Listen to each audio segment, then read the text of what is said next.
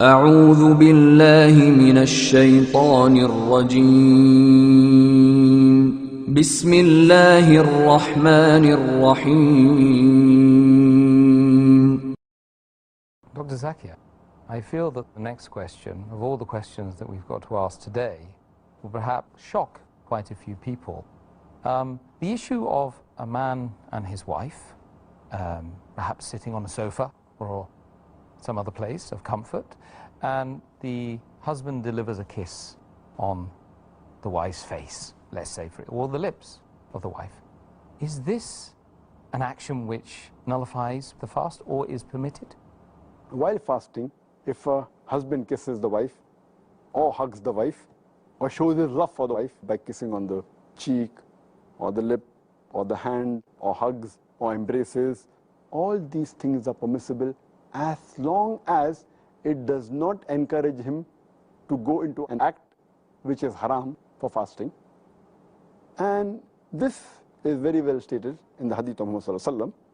It's mentioned in Sahih Bukhari, volume number 3, in the book of fasting, hadith number 1927, that Aisha, may Allah be pleased with her, she says that the Prophet used to kiss and embrace his wives while fasting. But he was the best amongst you to control himself. That means the Prophet had the power to control. Similarly, it's mentioned in Sunan Abu Dawud, volume number 2, hadith number 2379, that Umar, may Allah be pleased with him, once, while fasting, kisses his wife. Immediately, he feels sorry and he goes to the Prophet. And he says that, "Oh Prophet, I have sinned against you and Allah." So the Prophet says, that, "What have you done?" He says that while fasting, I have kissed my wife. So the Prophet asks him that when you gargle or rinse your mouth while doing wudu, does your fast break? So Umar, may Allah be pleased with him, he said, "No." So why bother? Indicating to him that you can kiss and embrace your wife.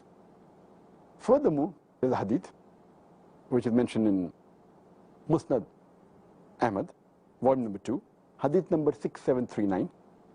One of the Sahaba, he narrates that a young man comes to Prophet Muhammad sallallahu alaihi wasallam and asks him that, "Can I kiss my wife while I'm fasting?" The Prophet says, "No." Later on, an old man comes to the Prophet and asks him that, "Can I kiss my wife while fasting?" And the Prophet says, "Yes." So the Sahaba look amongst themselves that how come the answer is differing? Then the Prophet replies that this man can control himself. So the basic ruling is that if a person knows that he can control himself after kissing or hugging his wife, and is sure that it will not lead into an act which will nullify the fast. For example, it will not lead into a sexual intercourse or will not lead into ejaculation. As long as he can control himself, kissing and hugging is permitted. If he cannot control himself and he fears that he will go into the act which will nullify the fast, like intercourse or ejaculation, then it is prohibited for him. So the answer is yes, but it comes with an Islamic health warning. That's right. Okay. The next question, which is not unrelated to the last one, can a man approach his wife during the month of Ramadan in the evening after the fast had ended? Previously, when fasting became fard for the Muslims, as Allah says in the Quran in Surah Baqarah, chapter 2, verse number 185, that Ramadan is the month in which the Quran was revealed as a guide for humankind and giving you signs of guidance and judgment between right and wrong. And then it says that so whoever witnesses this month, he should fast. So when it became fard for the Muslim the first time initially, the full month of Ramadan, at that time it was the law that approaching your wives, having a sexual intercourse with your wife for the full month of Ramadan, whether it be day or night, was prohibited. And it's mentioned in the tafsir of Al-Qurtubi, volume number 2, page number 210, that Umar, may Allah be pleased with him, once he spends a lot of time with the Prophet and leaves the Prophet at night and comes to his house. And when he reaches the house, he has the urge to sleep with his wife. And he has intercourse. When he gets up in the morning, he's ashamed. And he goes to the Prophet and says that I've sinned against Allah and you. So the Prophet says, why? Because I slept with my wife. My soul urged and went towards my wife, and I slept with her and had intercourse with her. Prophet said, did you really do that? Hazrat Umar, may Allah be pleased with him, said, yes. And Hazrat Umar says that, can you find a pardon for me? And then Prophet Muhammad says, no one besides Allah can pardon you. He is the only one who can show you the way. And immediately the verse of the Quran of Surah Baqarah, chapter number 2, verse number 187 was revealed. It says that you can approach your wives during the nights of the fast.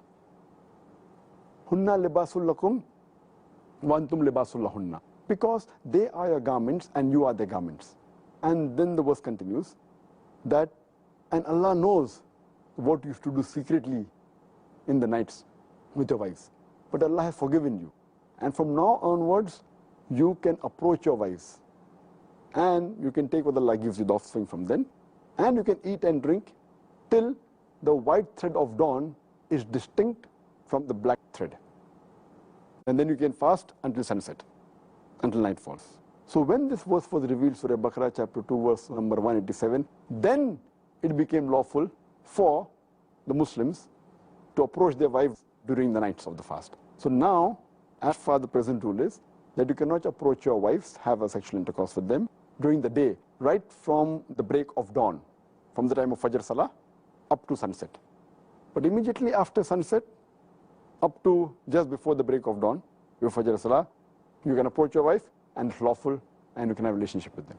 Wonderful. Well, that was a reiteration as well, because of course we covered that during the history of fasting. Right.